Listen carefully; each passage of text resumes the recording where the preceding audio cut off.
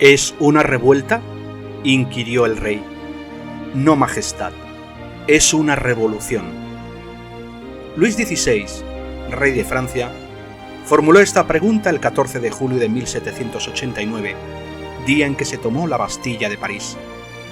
Sus comentarios muestran que la realeza gala era incapaz de percibir que en Francia tenían lugar acontecimientos que producirían cambios perdurables, cambios que pondrían un modelo de sucesos futuros.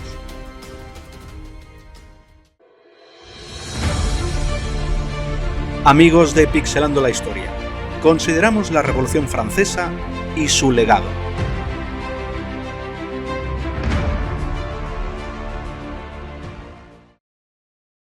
Antes de empezar, debes saber que la Revolución Francesa fue un fuerte movimiento político y social que tiñó de sangre las calles parisinas a partir de la primavera de 1789.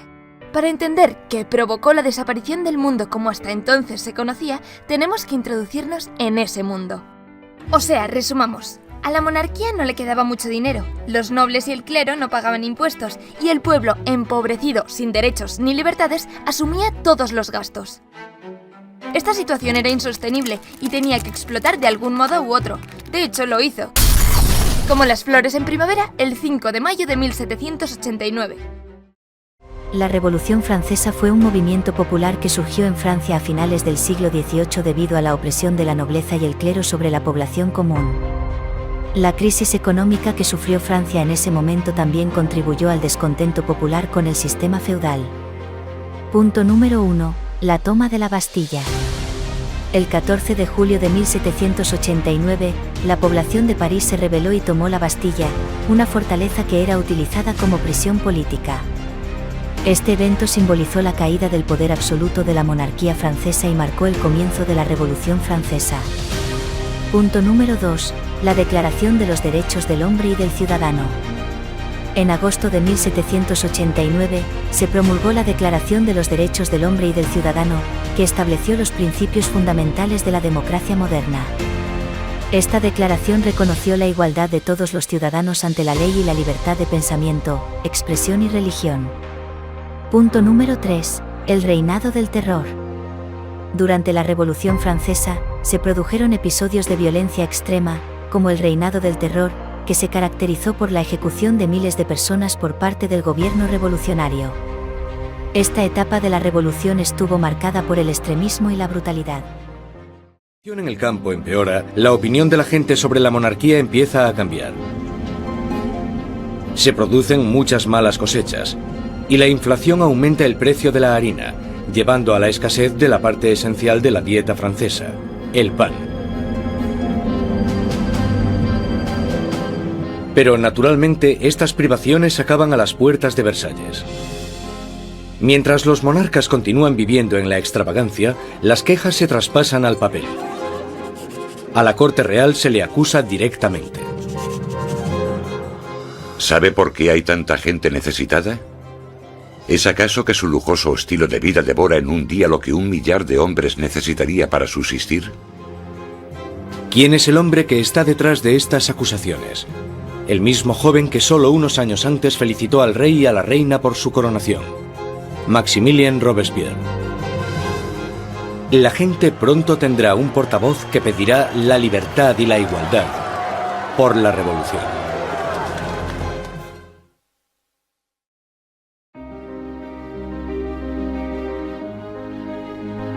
La Revolución Francesa tuvo lugar hace más de 200 años, en 1789. ¿Qué causas la motivaron? ¿De qué acontecimientos venideros dejó ejemplo? Durante el siglo XVIII, en Francia ya se habían producido muchas revueltas debido al hambre. En vísperas de la Revolución, de una población de 25 millones, unos 10 dependían de la caridad para subsistir. Por otra parte, el poder real estaba en crisis.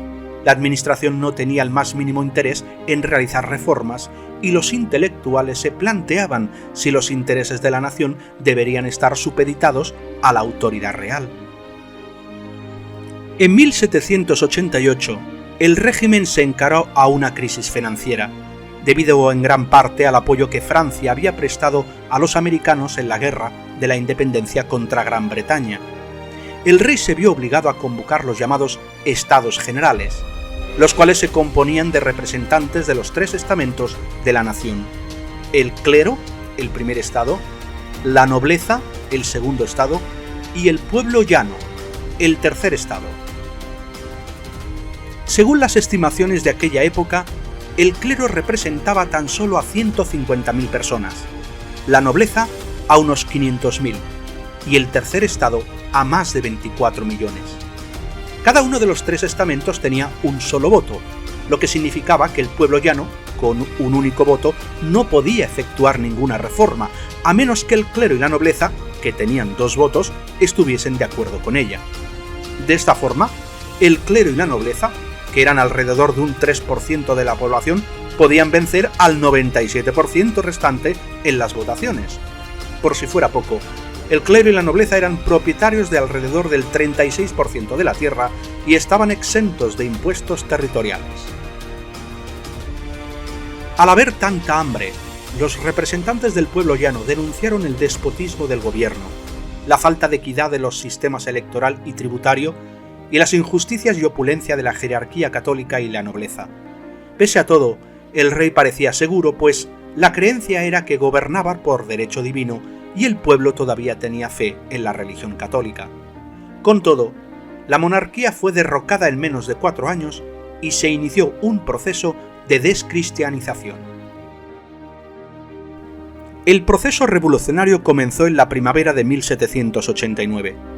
Debido a que algunos nobles rechazaron modificar el sistema electoral, los diputados del tercer estado se constituyeron en Asamblea Nacional. Este paso marcó el triunfo de la revolución burguesa y el fin de la monarquía absolutista. No obstante, el campesinado, al temer que el rey y la aristocracia conspirasen para derrocar al tercer estado, se lanzó al saqueo de castillos y mansiones, lo que desembocó en una revuelta popular. A fin de mantener el orden público, la noche del 4 de agosto de 1789, la Asamblea decretó la supresión de los privilegios nobiliarios y la abolición del feudalismo. Así, en tan solo unos días, los pilares del antiguo régimen fueron derribados. Posteriormente, la Asamblea elaboró la Declaración de los Derechos del Hombre, en la que se destacaban los ideales de libertad, igualdad y fraternidad. No obstante, la Asamblea tuvo que vencer la oposición del clero para poder insertar los artículos 10 y 11, en los que se reconocían los derechos a la libertad de religión y de expresión.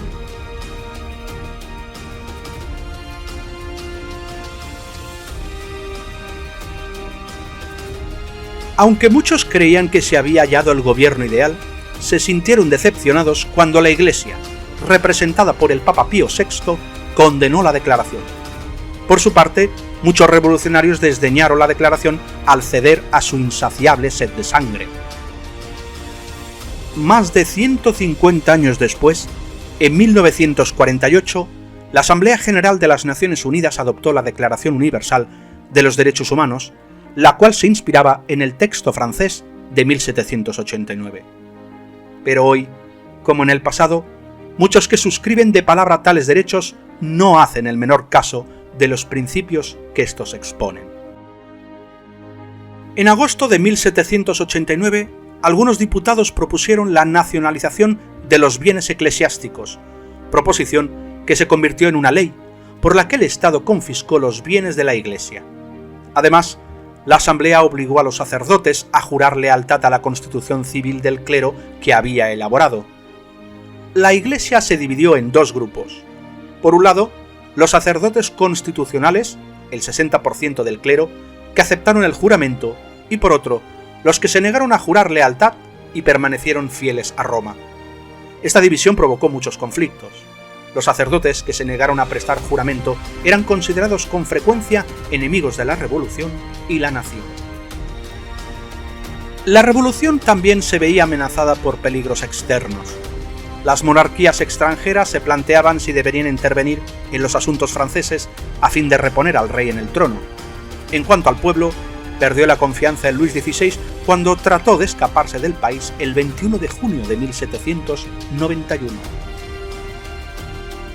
En la primavera de 1792, Al aumentar la oposición de otros países europeos a la revolución, Francia declaró la guerra al rey de Bohemia y Hungría. La guerra se extendió por toda Europa y continuó hasta 1799, acabando con la vida de 500.000 franceses, según las estimaciones. En agosto y septiembre de 1792, la revolución se radicalizó. El rey fue depuesto y condenado a muerte y se instauró la República.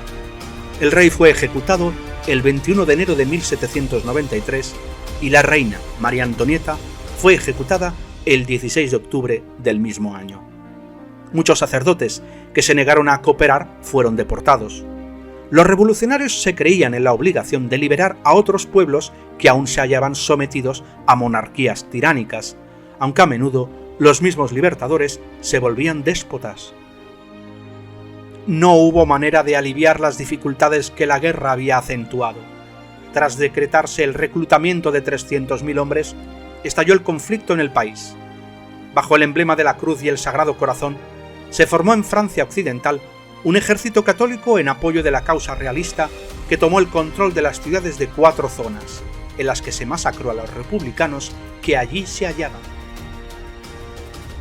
El gobierno central aprovechó estos problemas para arrogarse autoridad dictatorial en manos de un comité de salvación pública con Robespierre a la cabeza. Se llegó a gobernar por el terror. A menudo los derechos que establecía la Declaración de 1789 fueron pisoteados. Los tribunales revolucionarios emitían cada vez más sentencias de muerte y la guillotina se hizo notoria. En el otoño de 1793, el gobierno revolucionario inició un plan para lograr la descristianización con el objetivo de conseguir un nuevo hombre exento de corrupción. Se acusó a la religión católica de tratar de sacar provecho de la credulidad popular. Algunas iglesias fueron destruidas y otras convertidas en cuarteles. Se obligó a los sacerdotes a abandonar su vocación y casarse, de forma que aquellos que rehusaron cumplir con estas exigencias fueron arrestados y ejecutados. Algunos huyeron del país. La religión católica fue sustituida por el culto a la razón, a la que se llegó a considerar la madre de la patria. Más adelante se reemplazó este culto con la religión deísta que impuso Robespierre, quien eliminó a sus oponentes e instauró una dictadura despiadada. Con el tiempo, su sed de sangre le costó la vida. El 28 de julio de 1794 fue arrastrado hasta la guillotina mientras gritaba. Los políticos que sobrevivieron querían evitar la dictadura unipersonal, por lo que encomendaron el poder a un directorio de 5 miembros.